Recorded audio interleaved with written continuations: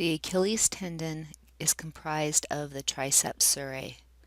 Triceps surae is the soleus plus the two heads of the gastrocnemius. This is clearly identified proximally, but they fuse together distally, becoming a single tendon that is 5 to 6 centimeters proximal to the calcaneal insertion. The total tendon length is going to be approximately 26 centimeters, and 11 to 26 centimeters of it is gastroc, with about 3 to 11 centimeters being soleus. The Achilles tendon inserts into a rectangular area in the middle of the posterior surface of the calcaneus. If we look at the muscle fiber itself, remember that your muscle fibers are comprised of myofibrils. These are surrounded by a thin layer of fine reticular connective tissue called the endomysium. These are organized into bundles, which we call fascicles.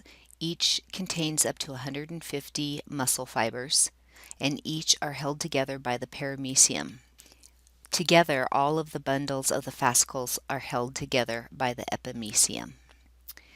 When we think about the muscle's direct attachment, we are thinking about the epimysium being fused to the periosteum of the bone or to the perichondrium of the cartilage.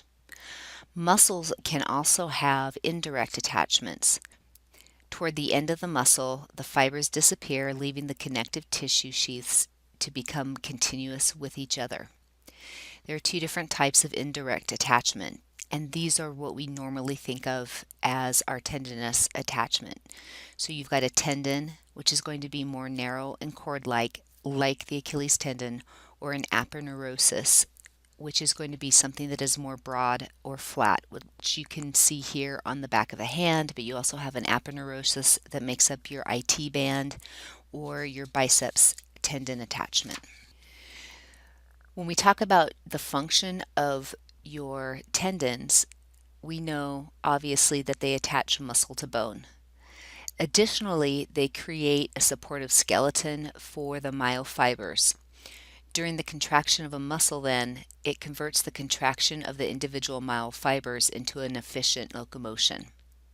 Additionally, there's transmission of the force across the joint and joint stabilization. These tendons are also going to enable the muscle belly to be at the optimal distance from the joint, so we have a great length-tension relationship existing. The transmission of forces are going to occur as it transverses a direct course along a line. So in the case of an Achilles tendon, you've got courses around a bony pulley prior to the insertion that changes the moment about the joint. And this course also courses around a reticular structure which changes the action line of the vector and the resulting joint movement. This is what's going to allow for efficient movement of plantar flexion of the foot.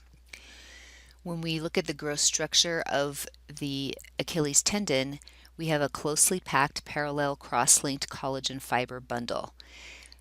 The Achilles tendon does not have a true synovial sheath, but instead has multi-layers of connective tissues.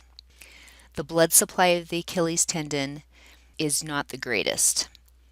The tendon itself is going to appear white because most tendons are relatively avascular.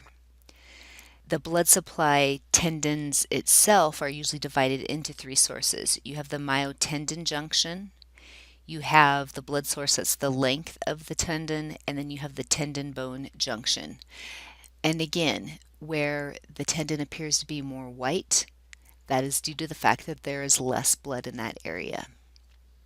The function of the triceps surae are the mid-stance to push-off phases of the foot.